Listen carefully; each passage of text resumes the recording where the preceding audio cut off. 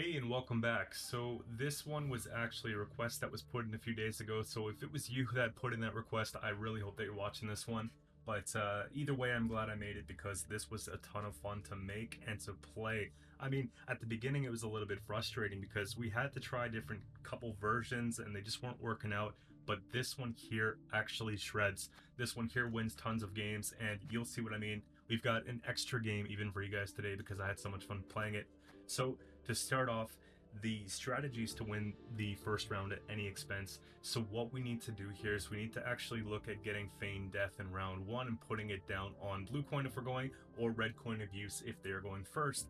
Now, I found a really big problem actually finding Feigned Death from our natural mulligans, so I had to put in a Neuromancy. Otherwise, we would have actually gotten the Claws of Devotion in this for the Eldane, but it just wasn't worth it because I was missing it in all the games that I was trying before, and I was getting bled really dry in round two, and it was really frustrating. So again, it comes in, we made room for it, and the reason why we don't have, again, some of the elves in the 7-8 range, like we don't have room for these guys.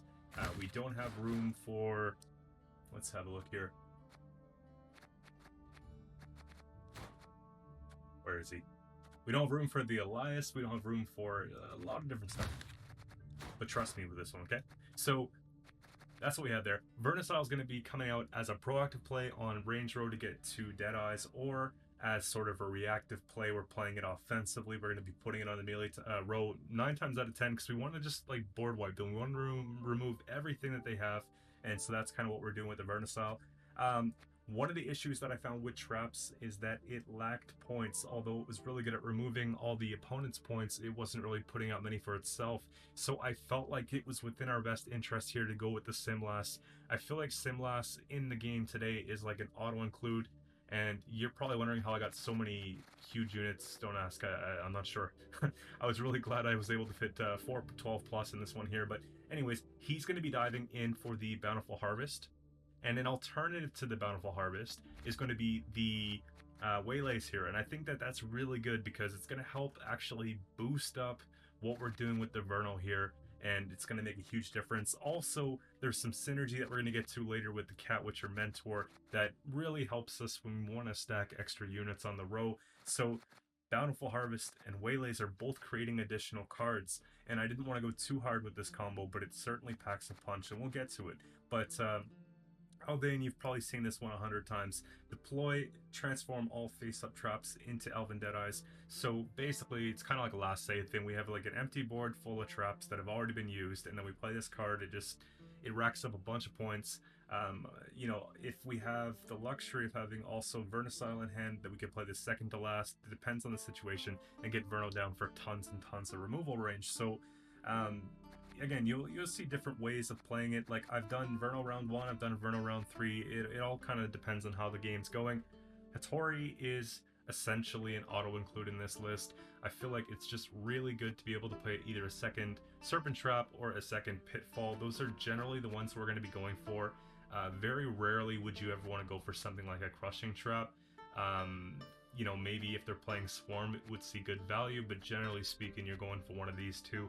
And Aileron is just good for deck thinning. So if we do pull into Feigned Death, we can actually look to get out Aileron in round 1 just to make sure we tempo really far ahead. And if the opponent has to play us down, we can just pass on them and, you know, pretty much assure a long round 3. That's the real goal. It's not necessarily winning the first round, it's getting to the third round.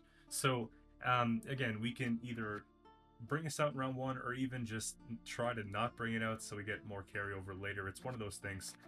Again, Serpent Trap's great. Everyone's playing tons of specials right now, so to be able to actually remove their tallest unit when they play a special, you have to sort of know when the specials are coming down, and this will come with practice, guys. A lot of the matchups that we have today I've been playing against quite a bit, so I know there's sequencing, and some of them are decks that I played myself as well, so it definitely helps me out. If you're new here, this deck's going to be very hard to play, because it's not very beginner friendly at all. You have to know the meta, you have to know the opponents to be able to play this properly. So Pitfall Trap's another one. Ambush after your opponent plays a card face up, split damage equal to the provision cost. I like that this one has a split damage by 6. If they play like a winning condition card that's like 5 or 6 points, we can actually just take it out by springing it ourselves. Otherwise, we have such a good play, and you can kind of predict when their hero card's going to come down. You want to get something that's like 12 provision. You want to get something that's at least like, I want 9 and above ideally, because we have to have this card play for its provision, otherwise it sucks. So we really don't want to put this down first, say round 1, unless it's against like Northern Realms, when you can expect that they're playing something heavy first. But other than that, I probably wouldn't do that. Again, try not to play these from hand. 1 Crushing Trap is here. I often see trap decks that have 2. I just don't think it's appropriate, because you know, we're removing so many different things, guys, that we're having an issue finding value within 2 Crushing Traps. And they're more of a delayed play as well. It takes 2 turns for it to activate, so sometimes we don't even get to rattle it off if we're stuck with that in our hand at the end of the round. And you know, even in short round 2, the like round 3, 3 cards, it sucks. It's actually horrible to have in hand. So I honestly just want to take 1. Just so that we have the extra trap in our deck, and for whatever reason, if we're playing someone who's going wide. Now, Marana Runestone is actually something that you might not seen before, and the reason why I threw this one in here is because it's only 5 provision, but you bet that it's going to be pulling traps here and there, okay? And like, the odds are actually pretty good. Think about the last time you rolled a Runestone. You're often actually getting these. So you're actually getting these. So this is like an 8 for 5. Essentially, you could be getting, you know, or just like something that's going to help us out, right? Like as far as like removal, if we need to complete a kill. I actually haven't had any complaints about this one here, and it's been a pretty high roll every time. So if you decide to use the deck, let me know how the Runestone's going for you. What's your best Runestone play? Now, moving on to the Incinerating Trap, there we go. We're just going to be putting this down when they play a card, preferably an engine. When we expect one, that's when it's going to spring up and it's going to do 5 damage. So that's kind of the whole thing. Now, the original version I had Gaten. If you guys don't know, I think it's G-A-E. There it is. So yeah, I was originally going to do like a whole row thing and a row shift thing to do a bunch of damage, but it didn't work, just because I needed more consistency cards. Like the Oniro was just that valuable. Now, took it out, but Catwitcher is really good because we have essentially able to boost the entire, like buy the entire row, and if we do a flip, then we can, you know, get extra value on this. So this is like, you know, we're playing this at least 9 for 5. The trade up's really good in this case, you know, and it's just a proactive play, and you know, traps and stuff like that count as cards on the row, so that's great. Waylays are here to kind of help set up removal for the waylays. I opted for the Elven Swordmasters. I just felt like this was kind of the most appropriate thing here, and the Doblathano Bowmans. Really, it's slim pickings when it comes to these 4 provision elves. I tried to do the whole thing with Mushy Truffle and the bonded ability. So if you want to write bonded, or no epics. So I tried to do the Varied Officers. It's just not very good, like at all. With Mushy Truffle, it was just kind of a waste. I felt like we could do better in those provisions up here for this kind of combo. You know, this just wasn't enough for me. So it was very rare that we're able to get them to work anyways. And if you look at it this way, when it's bonded, like the best case scenario, it's playing for 7 points, but the first one plays for 5. Whereas like these here are basically playing for roughly 6 per. So, you know, and these, like the ceiling is very high on the commandos. Like they'll just boost for the entire round. And, you know, because we're all elves, that's kind of something I took in consideration. These are always going to work unless we have the Witcher on the board. But this is like a end of the round type card anyways. So you've already gotten the value that you want off the commando. So again, it just made sense here. And the Archer is just to kind of help, like I said, set up waylays, complete kills. Or sorry, Bomber. I don't know where I saw Archer. But the Bomber, yeah. So again, in the 4P range, it was very tough. You know, I didn't want to, I was thinking about it, but I didn't opt for a Squirrel or anything like that, because it would really suck if we had like a Squirrel or a Peller or something just to kind of mess up a commando. there's a bit more synergy with this way. So, like I said, let's get into the games here, and we'll be doing commentary for all those ones. And I'm really trying to stick to the schedule of uploading videos every single day. So if you guys like the content that you see today, make sure to drop a like, comment, and subscribe, and turn those notifications on, because it means a lot to me, and it's going to help the channel grow. So let's get into the games here. Alright, for the first game we have Double Cross. There's been so much Nilfgaard going around lately that it's a little bit frustrating, but they're not going to get as much value from giving spying here. The only things we really have to worry about would be like Scoia'tael or of course the Simlas. However, we do have the ability to go ahead and play Simlas round 1 and actually flip the Simlas into an Elfin Deadeye. So that's something we're going to look at here. It would have been nice to obviously pull into the Feigned Death, but we have to kind of just start it off here and get some engines on the board. They have such a big tempo on their thinning package that it's very difficult to get out of the round without committing here. You see what we mean.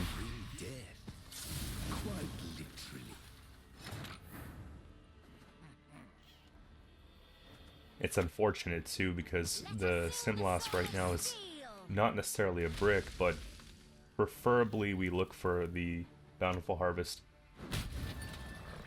In this event we might go for Waylay if we're playing in round 1 instead.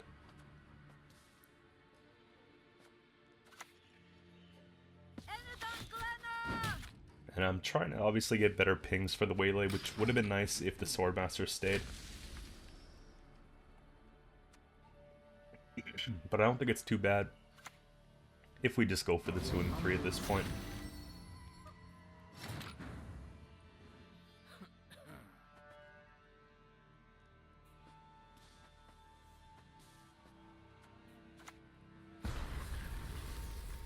Looking for something else. I wouldn't say it's the best synergy, but it's something in that case. Like, taste of your own medicine. Right there, I wanted something that does damage. A highly curious case.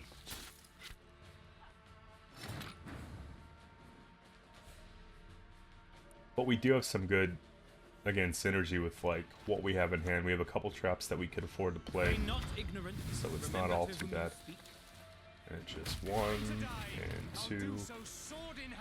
Surprisingly pretty good tempo. We could flip that here, no chances taken. And then because we're sitting up like 13 points, we can kind of, well, more than that now with Aileron coming out. That's kind of what we want, honestly, in round 1, is to get that out. A lot of people I see save it for round 3, but the problem with the deck is often getting to round 3. So the whole Aileron thing, the game shouldn't be decided by the 5 points in most cases. I'd rather just get that out so we have more chance of bullying into our scenario and stuff like that. Even when it comes to Simlas, like, you could Simlas in 1 round and then you can just do traps in the other round. It's pretty versatile in that way.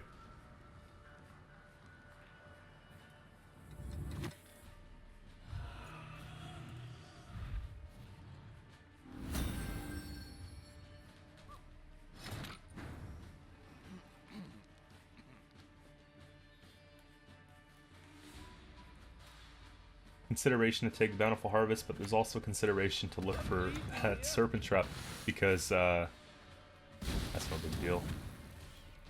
So they play a coup, and it pretty much puts them out of the round, so we'll see how they go about it this way.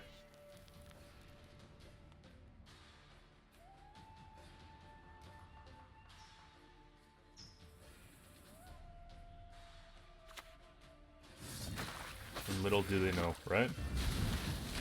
Huge synergy with the trap being procced as well. So that puts me out. Again, what are they going to do? Put Joachim down? That wouldn't be enough. Leader was spent from them as well to get that trap. So really good conversion on this here. We just beat them on even in round 1. And we have tons left, guys. We only played 1 trap. So we have the second copy of the Serpent Trap. We have, of course, the Pitfall that's still to come here.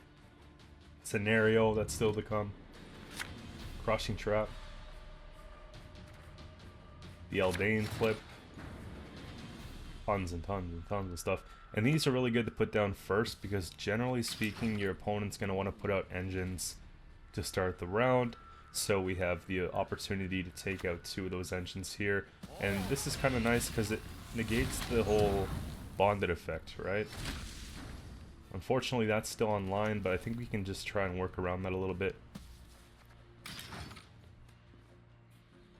And we have no reason not to play it down here because we did apply the pressure and they did lose on even, so probably just play a bunch of traps, look for the Eldane, and even take the Vernissile in this case, right?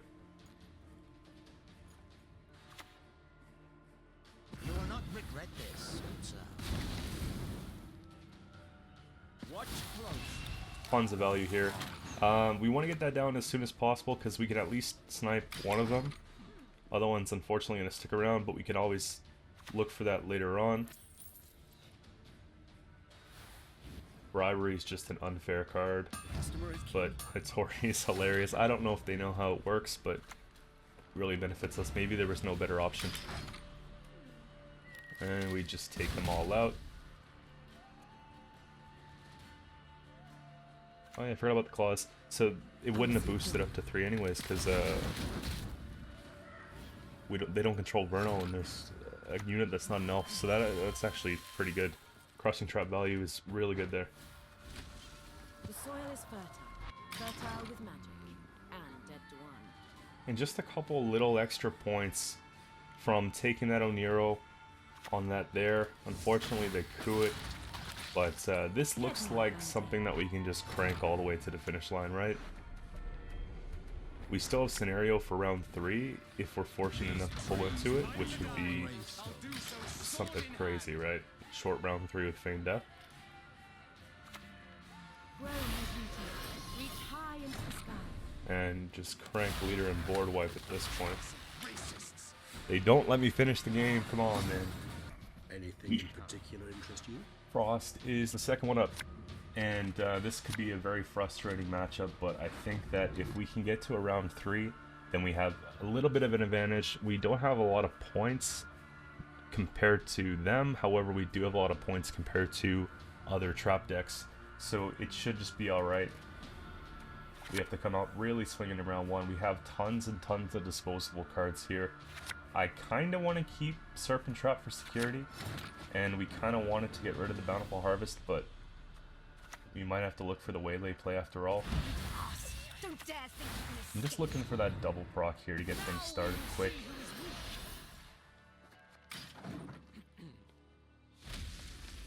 Show them we mean business, we're here, you know, and that's pretty annoying. You know, there is consideration to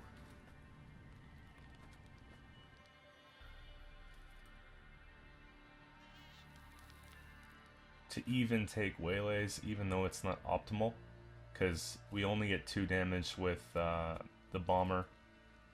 We only get 2 damage with the Dobelthana. We put down the other engine, we're just gonna hit it for, yeah. So, you know, even though we're wasting a Waylay, I think it's probably within our best interest just to remove that, because that takes away a token from us and it just keeps climbing and climbing. So, power move. Flip the Sinlass over and flip that over to get the extra points here. We don't have Vernal in hand round 1, but it's not a big deal. On rounds where we commit Feigned Death and we commit Sinlass, I don't think we need to spend a Vernissile necessarily. And we don't really want to hit that because it thrives, so it's not really going to be the focus here. We'll just go ahead and get the extra engine on the board. Round state's looking pretty good. Mind you, it is Frost, it is monsters, so they're going to have a lot of points that just come out of nowhere. We have to be mindful of that. Hit it this time because even if it thrives, we can remove it next turn with the other one that we have. If they don't thrive it, then we have the Bomber, which is even better trade. So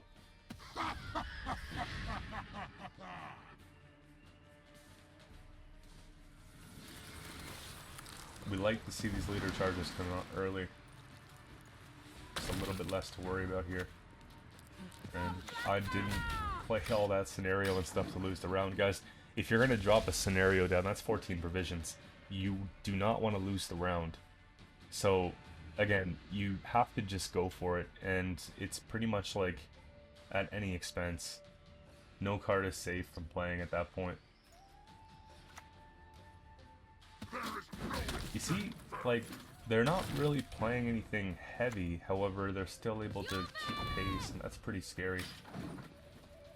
Unfortunate ping on that, we get the armor.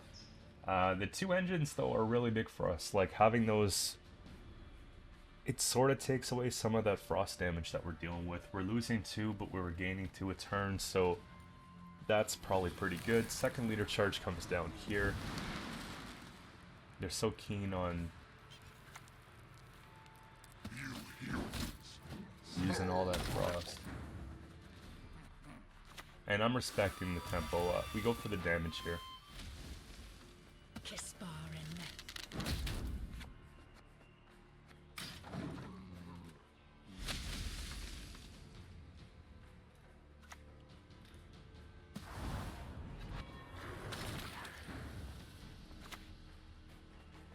Again, no card is safe, and I know ideally we want to save the traps for later, but we can't afford to. We gotta win this round. So that makes a big difference. Aldane's, like, obviously not the one we want to play, though. Like, that's one card that, when I say no card is safe, we kind of want to save that card. But Serpent Trap should just scare them away here. Auburn down. Depart.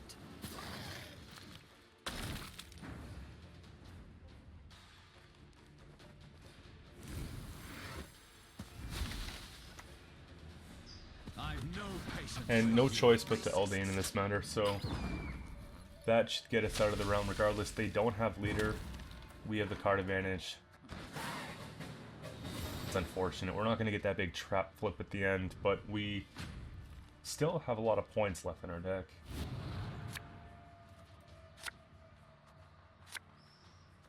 I don't feel comfortable going into the long round, which is the big problem. And we pulled out pretty well the majority of the good cards we have left.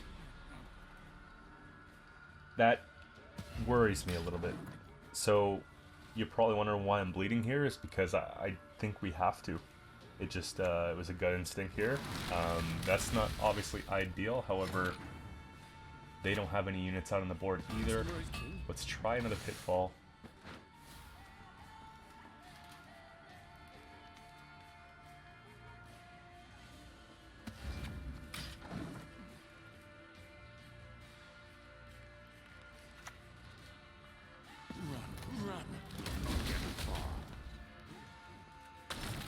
And I'm looking for like an all-in scenario at this point.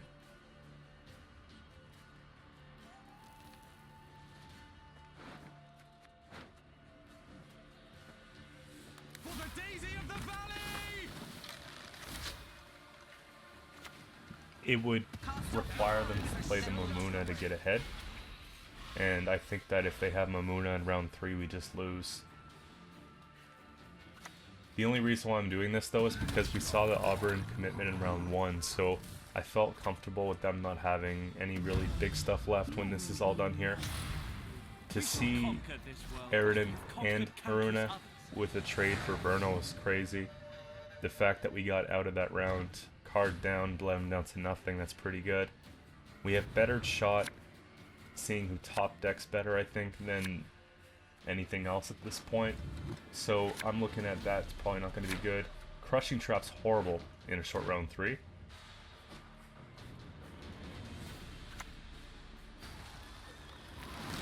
And we start trading.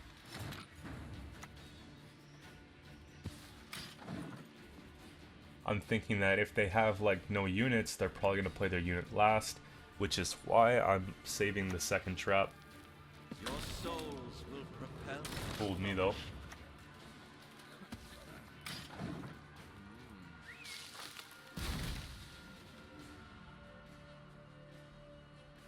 And last card, Defense Parasite. So they would have just had no points at all if we would have played this first. Consideration to do that.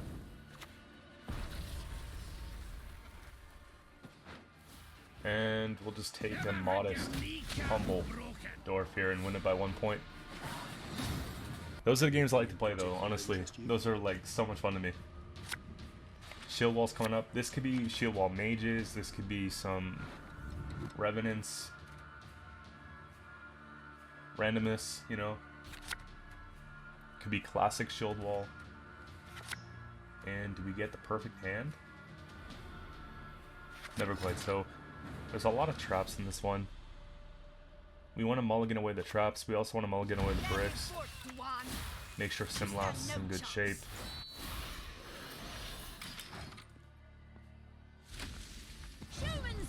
Again, the sort of priority here is to get out of the round without having to commit any of those traps. So we'll just start playing our bronze engines here. Maybe even fish for O'Neill first. We don't really get the best opportunity here to use a waylay.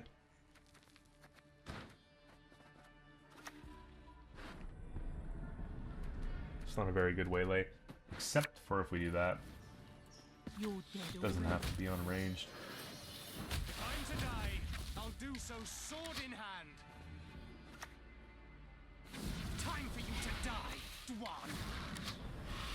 Half the time I flip those, it's just to make them think I'm doing something special, but it doesn't have much purpose beyond that. Make them think that the Verno is coming out and they should be afraid of it. It's a one-way assault, I assure you. You know, I guess they didn't really want to go the Inspired Zeal route, but how do you not take this? Like I told you guys we're going to save traps, but how do you not just pull that trigger? I'm so tired of seeing that overtuned card. Let's get rid of it.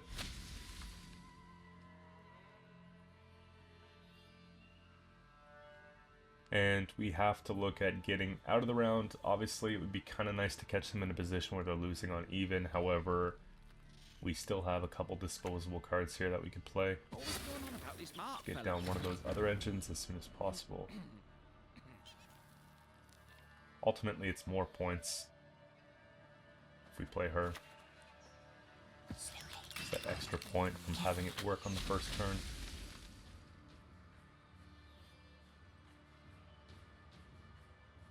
$35-4. This should push them out. This should definitely push them out. 11's pretty slow. If I'm not mistaken, they went for Amphibious already, so that should just be fine. And they'll just go on and do what they do, I guess.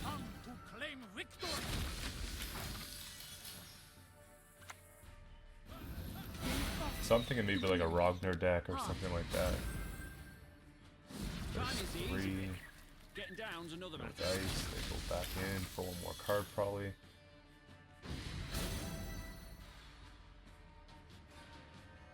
So even though we put down a couple expensive golds here, guys, it's not a bad thing because we know with them having 3 cards and us having 6, you know, 10 times out of 10 they're not winning this game in a 2-0. It would have to be a pretty crazy hand. So it takes us to that long round 3 that we're looking for, and we have time to sort of recomp our hand and get all those traps in there.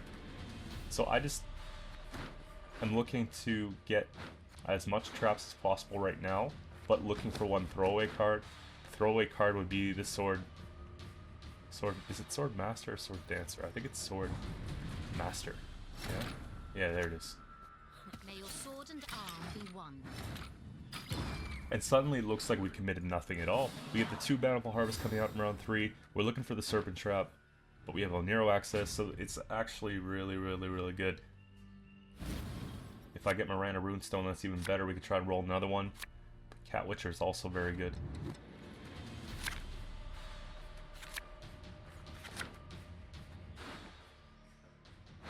I actually don't mind Bomber. It doesn't look like much. It really doesn't look like much, but it really helps complete kills that we get from all the traps and stuff, and it really helps sort of ping things down for the Sword Master and for our waylays, so that's why it's there. It's like a little subtle crowd control. 6 for 4 on deploy, however, it has a pretty good ceiling because it helps with removal. That's annoying. I guess we're taking off shields. Could be worse, right?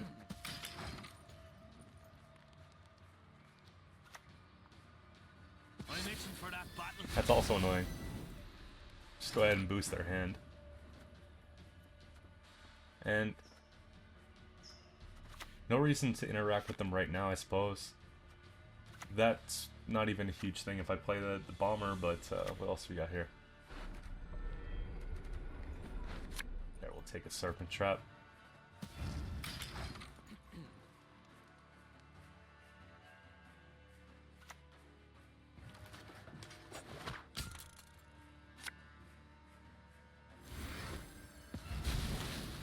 Serpent Trap would have been a good play here. That's not bad, taking out the 6. It is an engine after all. Pitfall maybe would have been better. I was thinking that they might go into the amphibious a little bit later in the round, but this works out too. Getting that 9 there is pretty big.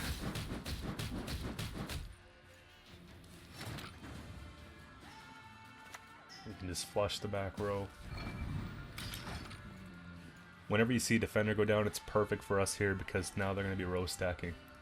They'll have at least 4 units there. And Ciri's kind of scary here. Don't know if we're going to have a way to take care of that. I suppose Simlas can go into the double harvest, which can then look for maybe making a bomb or something and move the Defender, which would give us a Ciri access, but it still makes it kind of tricky to get through that Ciri. Spit it out already. I don't have all day. Just like the roll up. I don't even know if card advantage matters a whole lot at this point.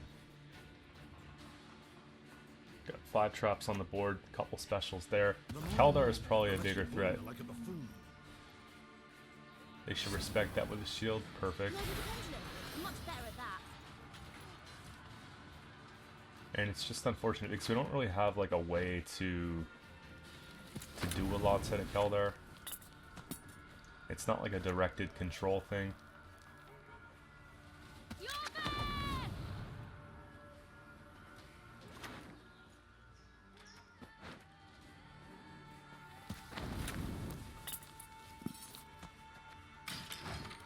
And I don't think we're gonna get through the Ciri quick enough. There's consideration to stack that row a little bit more for the Cat Witcher, but we have like the mentor there, but we do have ways to sort of fill that row with our leader.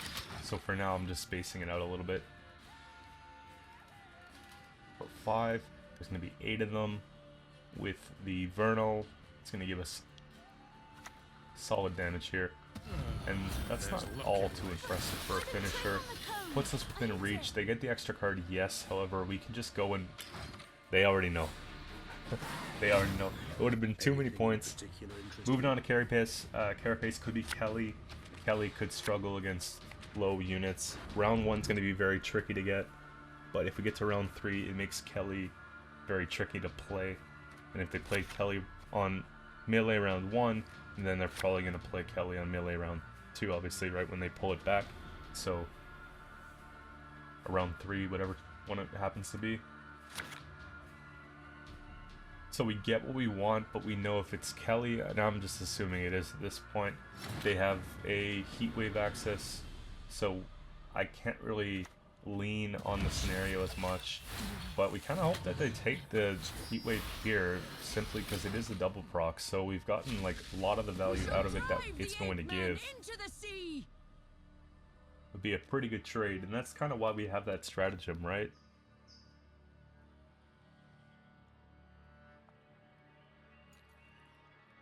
In essence, like if they heatwave the Feign Death after our first turn, they're getting maybe a 6-point heatwave at best. It's really bad. It's tough for me to not want to play traps here.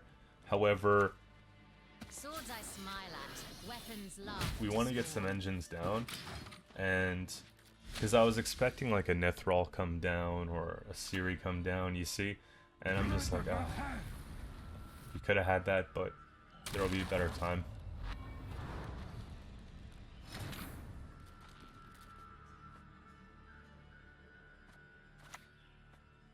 Just gotta stick to the script and not get nervous here. Again, flipping them to look like we're doing something. That's basically it, guys.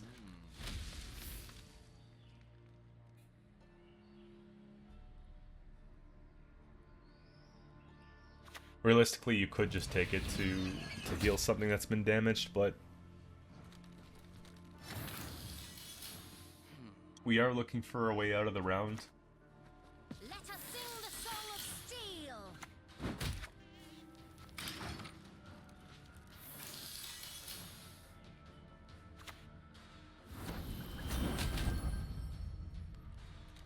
I'm thinking if they had Kelly, they would have played it. There's a lot of targets sitting here for removal. I want them to think that this is the Serpent Trap, and I actually wanted to pull the Serpent Trap, but we didn't get it. They don't know that we didn't get it.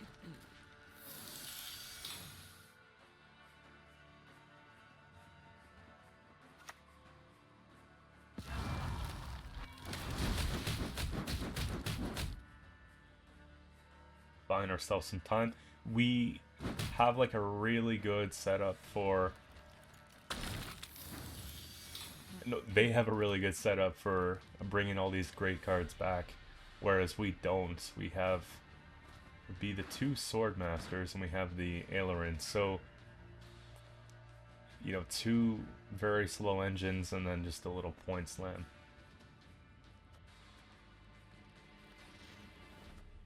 If they had the Siri, they would have played it. I just do like a... hoping to get one more ping on that. But Verno has to come down here. I don't want to start cranking leader and stuff because we might need it later. So we'll just go ahead and play that for points. And I got some pretty good value there. We have 4 Deadeyes on the board. And 15 point, 14 point deficit, 13 on the pass. Surely this is just a trap or a pass. I don't think they can do it in one.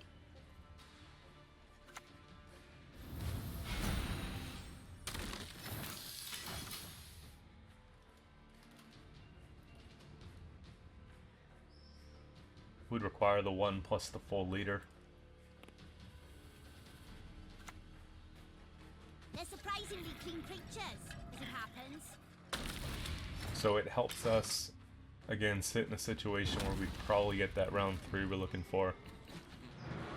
It's very tricky to bleed in the game right now with a 2-card deficit.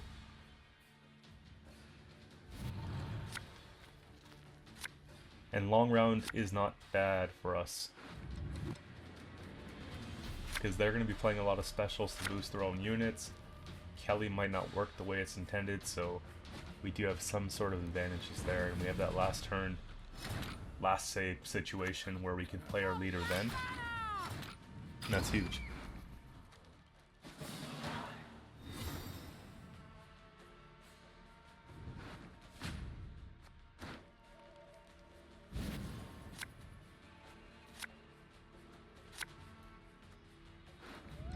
Moving on along, we have perfect. And there is some consideration here to go Simlas into Waylays only, opposed to Simlas into Bountifuls. We have to see sort of the board state.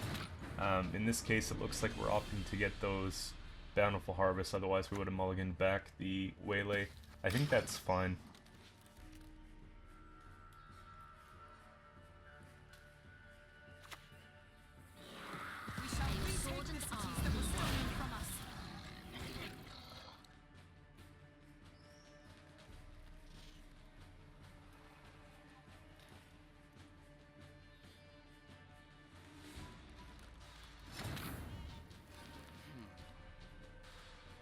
It's definitely an awkward situation to be in here, but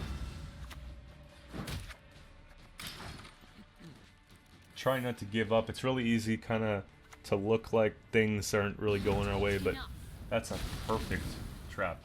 Like, that's a textbook trap right there. Didn't get the Siri in round 1, but we clipped it in this round, so I'm feeling pretty good about that. And with that, we'll push. Now we know it's probably going to be another engine, like another pig, another beast.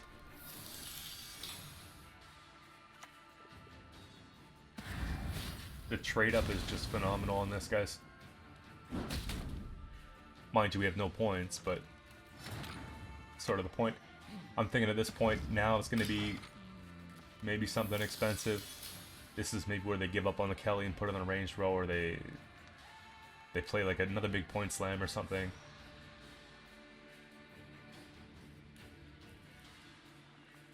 They gotta find proactive plays, so that's wild. Both traps go off here.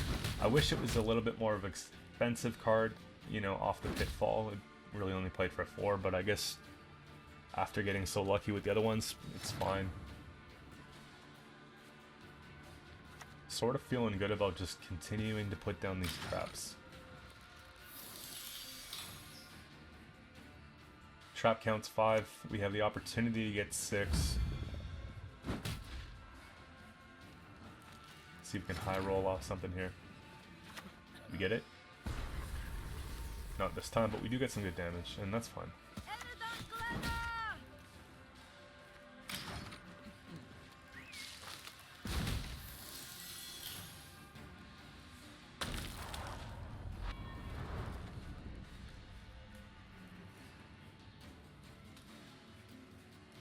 Simlas into the Bountifuls. It's going to boost the Eldane in hand too, so even if they remove everything on the playing field, we have a really good point slam at the end.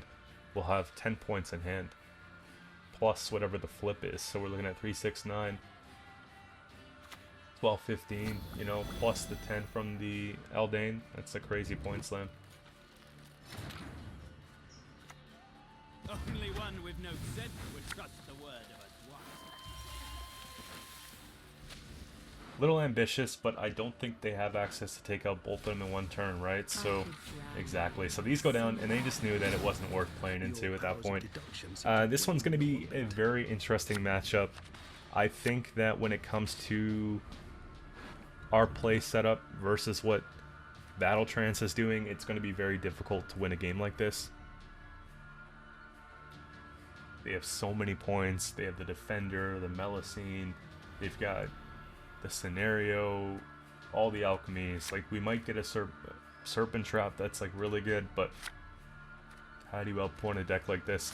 If I go round 1 Scenario, they're probably gonna go round 1 Scenario, just because like they can, right? There's so many points that they have just kicking around that I'm anticipating it, and I'm pretty sure it happens in this case as well. We shall drive the ape men into the sea.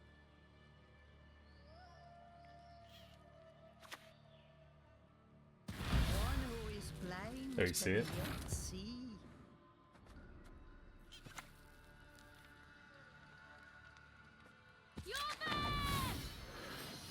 For the daisy of the valley! And that's the thing, I find when it comes to traps, they best perform against decks that are reactive decks. Decks that have a lot of control, like the Syndicate matchup, or in some instances Nilfgaard. Definitely like a Skellige, Warriors, and things of that sort. You're getting really good payback because not only are we getting removal range, but we're getting the extra value from them not actually being able to make some of their cards.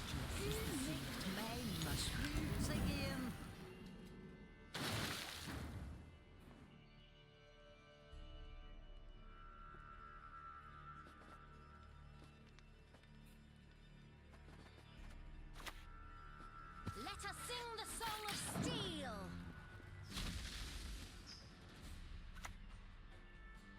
Hey, listen here. Listen well. What will you do?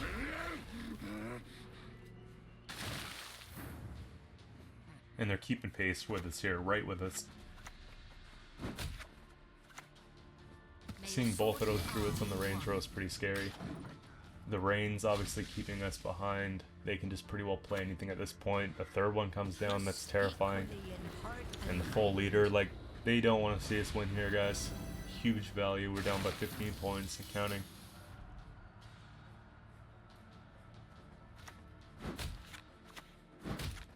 They know how valuable the round is to us, and we know that if they win it, they can just push us to a 2-0 more than likely. The traps are very slow, so to defend a bleed with traps, extremely difficult. And that'll just keep us ahead.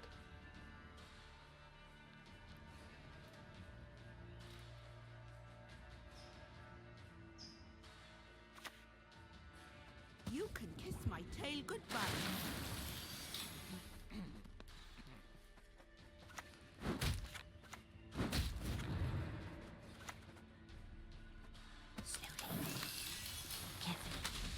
Don't want to play the Verno. I'm thinking about playing the Cat first on the back row. But we are running out of board state here. We do have that 1. So if we get some sort of lucky ping in the next 2 turns, then we can, you know, play something on melee, but there's 2 1s on the board now. Just go ahead and tuck that here.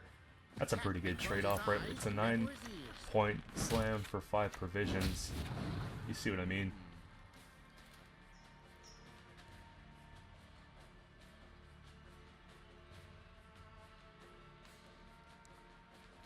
The fact that they went like Defender, Fuchsia, Scenario, Leader, it's obviously a pretty deep round 1.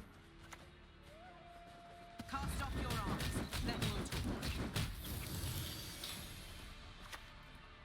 I think this should push them out. Because we're getting an extra 2 points here. There we go. But at what cost, right?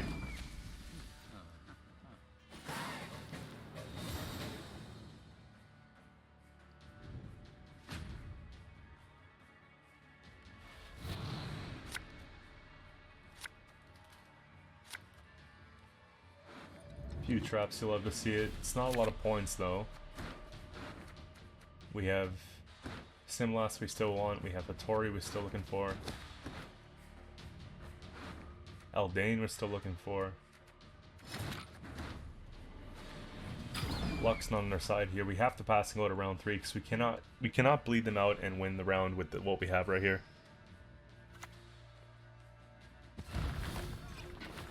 Oh, how wonderful! You speak our tongue.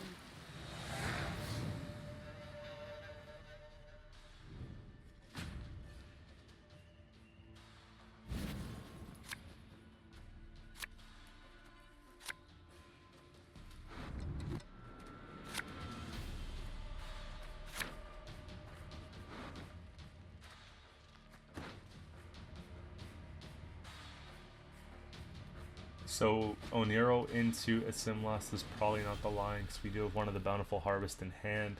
It's probably going to be the Eldane that we go for in this case because we have 1, 2, 3, 4, 5 trap access. Watch us and keep us.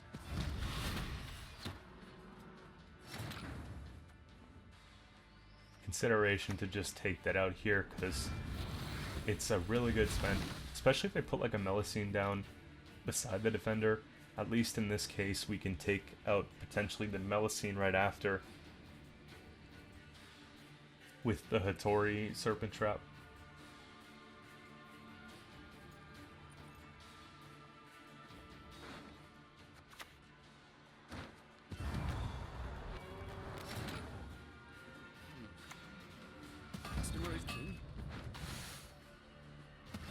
That's kind of what I was hoping for.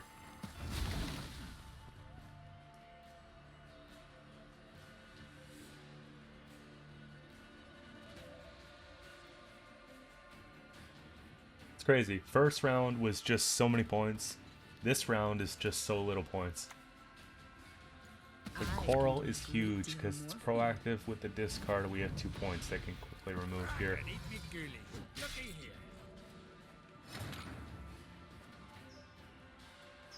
Sort of want to play around the next thing that they play here, especially if it's an engine. I don't want them to get enough room to use Mushy Truffle on 3.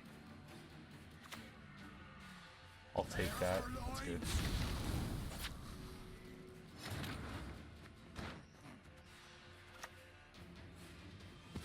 Surely it'll be something kind of expensive, right? So we get the 8 damage off that. And I'm just really hoping that they don't get that perfect discard here. Or at least 1 discard.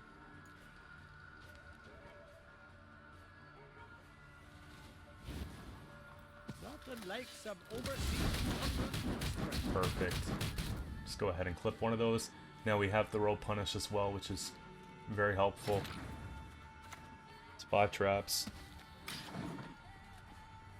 So Eldane plays for a lot of points. We'll do that last and look for the Bountiful Harvest first. Probably take it for damage at this point if we have any options for that.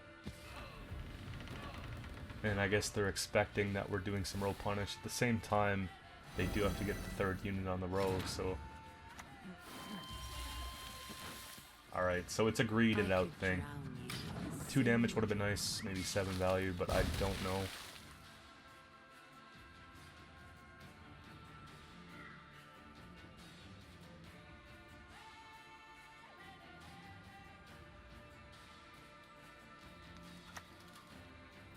Lady of the seas, daughter of the heavens, accept my sacrifice!